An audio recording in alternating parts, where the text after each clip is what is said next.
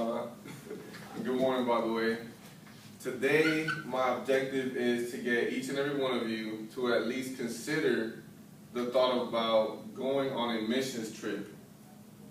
A missions trip meaning stepping maybe outside of your comfort zone, maybe even outside of your city.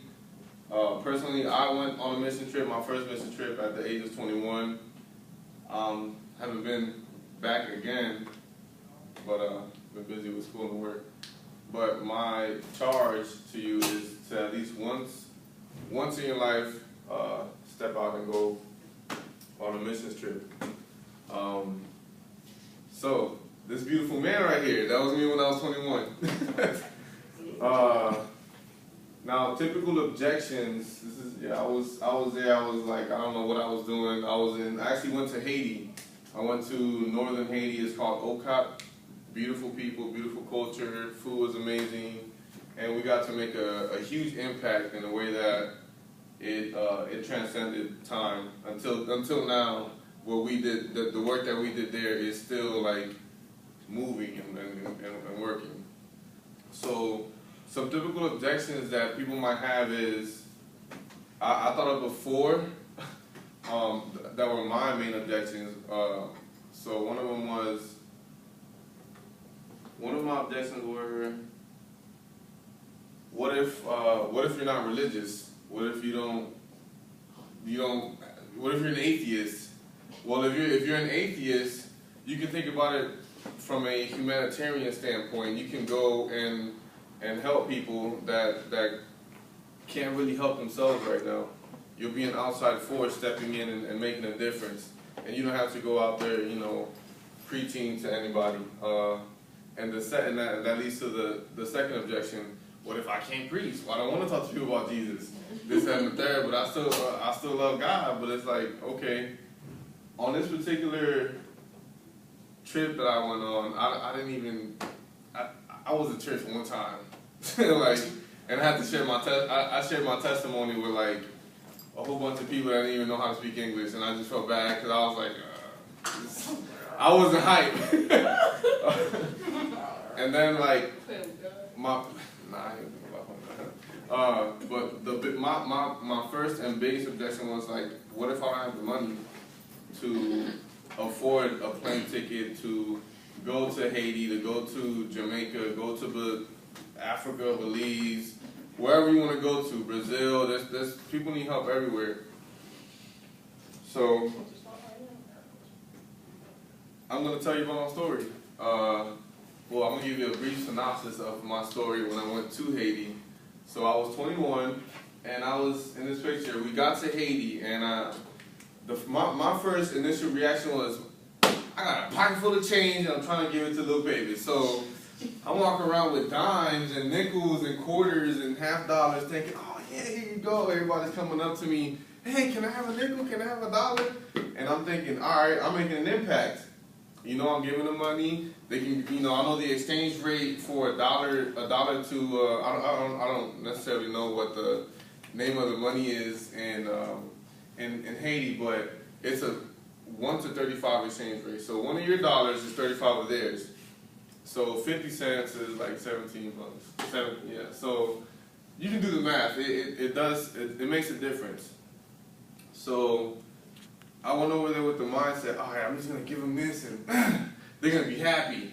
No, that was the wrong thing. So because I guess in that atmosphere, people are so used to someone just giving them a handout instead of trying to build a relationship, and you can leave an impact to where after you leave, I went on a short mission trip. I was only there for a week, 7 days, that's it.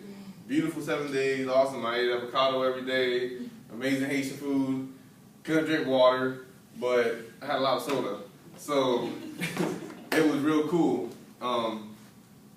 Something that a missionary shared with me, he was like, hey, listen, stop. Don't keep giving them money. Make sure you build a relationship first, so that way, when you leave, they can, instead of saying, oh, that American gave me money, they can be like, hey, my friend Victor, he blessed me with shoes, with whatever I left back over there, because I came with a bunch of stuff and I left with nothing. So our initial mission was to go over there and build an aquaponic system, which is, if you're not familiar with that, it's pretty much a fish farm, and the waste of the fish farm, it's funneled out into a system, so that way it can help. So that way, let me slap these pictures real quick. I'm sorry. Nope, there I go. Looking dirty and yeah. Scrumptious.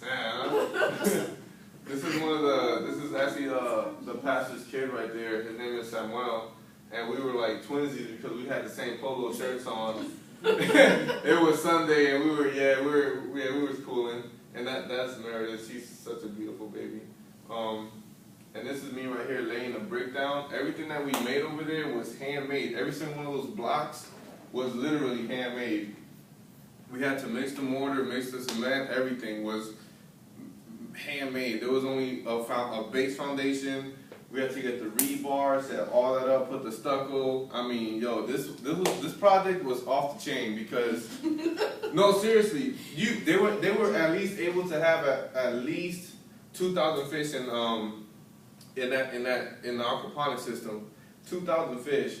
Mind you, the kids over there, all they ate was a little piece of bread like this. I kid you not. I wish I had a picture of that. It was nothing but a piece of bread like this and some Kool-Aid, like that much. It didn't do no justice. I couldn't learn under those circumstances. So what we did was we made this system, this aquaponic system, which could hold at least 2,000 fish, and it'll also go right there. And this is the finished product right here. Okay, so this thing right here will hold about like a 700-gallon drum. A 700-gallon drum.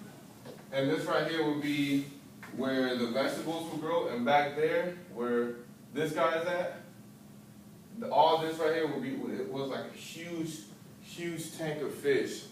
So, and mind you, all of this ran off of electricity. I was there for 7 days, and we only had electricity for about 4 hours. The entire time I was there. We were burning candles like there was no tomorrow. So, yeah, so listen guys, whatever objections you may have, I'm scared to go out to a different country.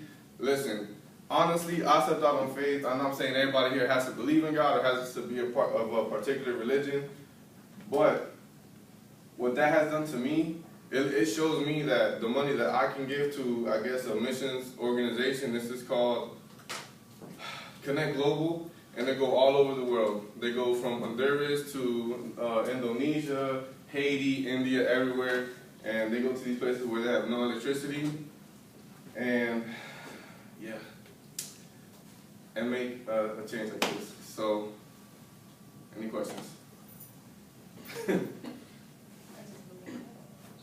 What kind of fishes would you guys have? For this tank, we had tilapia. You can grow tilapia, catfish.